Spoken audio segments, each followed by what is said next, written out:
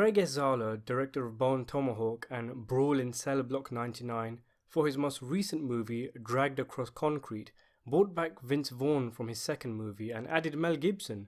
Always nice to see Gibson, a very charismatic actor with terrific screen presence even when he looks all old and greasy as he does in this film. The duo play a pair of cops who assault a Mexican suspect, and the footage does the rounds in the media. The boss, who doesn't necessarily disagree with their actions, and nor do you feel the man behind the camera does, still makes the decision to save face and cool the waters by suspending the cops from the force without pay. Now low on cash, Gibson's character, whose wife we learn is on heavy medication and whose daughter is regularly harassed by local black kids and wants to move neighborhoods, comes up with the idea that the two bust a local drug deal or a heist and make off with the money. Anyone who's seen Zahler's previous films will know what I mean when I say one thing leads to another and we end up in a freakish situation that we could not have anticipated. The film also follows an ex-con who comes out of prison and returns to his mother and younger disabled brother, but also seeks illegitimate work from his friend, and he gets caught up in the events of the film.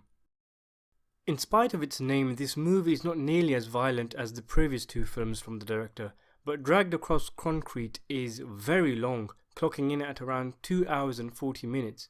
That is in the region of epic swords and sandal movies, not gritty, low-key Sidney Lumet-esque cop dramas. And as such, Dragged Across Concrete requires you to be patient, and it decides to go about its business through slow-burning drama as opposed to high-octane thrills. It isn't really concerned whether you feel the movie is, well, dragging for the lack of a better word, but that isn't to say it doesn't make use of its runtime by adding meat to the story. For example, there's minor spoilers here by the way, there's a subplot involving a new mother whose maternity leave is over and it's her first day back to work at the bank she works at.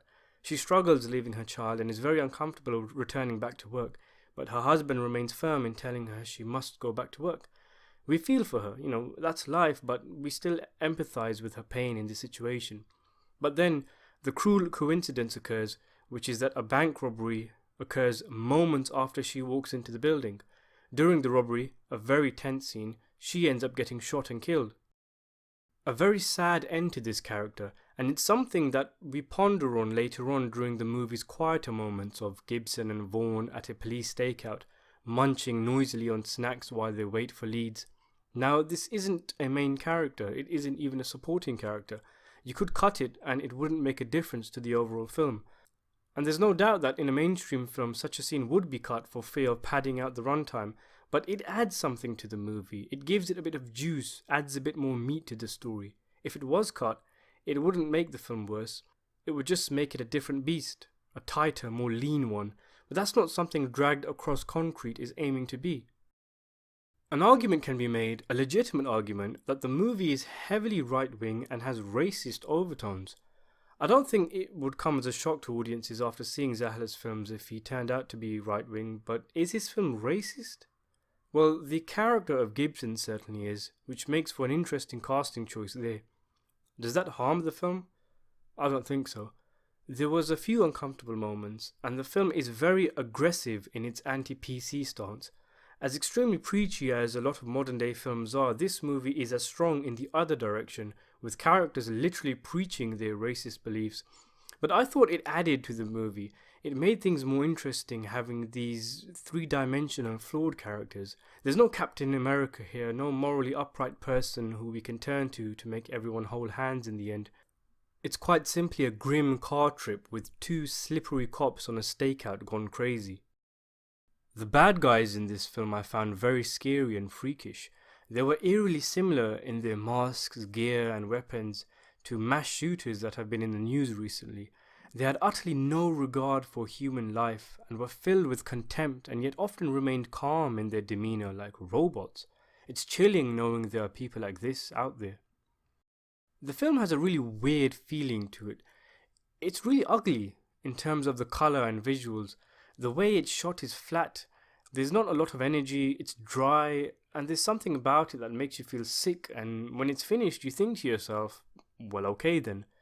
But I don't dislike it. It's lifelike in its ugliness. Zala is a very interesting director because he does things his own way, not looking for approval, and he does things not all other directors do. There's deliberate pace to the film, there's space to breathe, and shots are held and extended. Instead of the film feeling sectional with the dialogue scenes there to separate the action, it all has a flow and rhythm to it. I also like how serious the film is and how serious his films tend to be in general, despite how out there the plot is. Despite these films being essentially love letters to exploitation cinema, there's no homages, there's no winking at the camera. The film plays it straight, and it gives you an opportunity to get sucked into this grim world, and the violence, no matter how brutal, is often filmed in a blunt and straightforward way which, if anything, makes it more disturbing. It's an interesting film. I give it a 7 out of 10.